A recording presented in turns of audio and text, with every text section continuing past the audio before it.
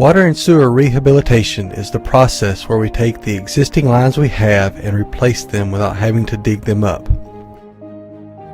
For our sewer rehabilitation, we have inserted flow monitors into the sewer system to measure how much rain infiltration we are getting into the old pipes. This helps us prioritize the areas that are to be rehabilitated.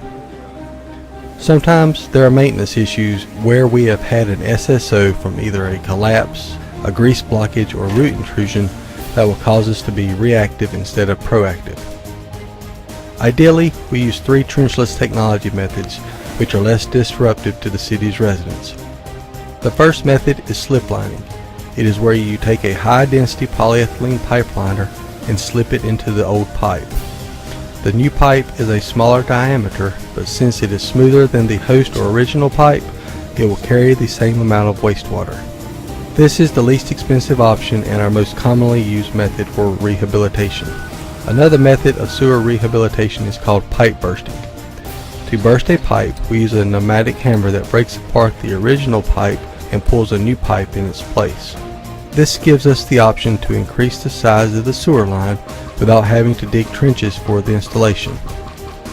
Our third trenchless technology method we use is CIPP, or cured in place pipe. This method is where we feed a felt impregnated sock through the pipe. The sock is expanded and heat cured so it adheres to the host pipe. Then there are times where we have to dig and replace the pipe, which is the most disruptive method to the city's residents and our last option if the other trenchless technologies are not effective.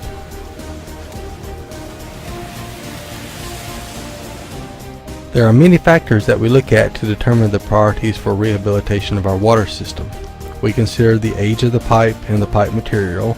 We then look at whether the pipe is adequately sized to provide required fire flow protection and water demand. We also look to improve the water quality in areas that are being rehabilitated. Waterline rehabilitation is achieved mainly by applying an epoxy coating on the inside of the pipe.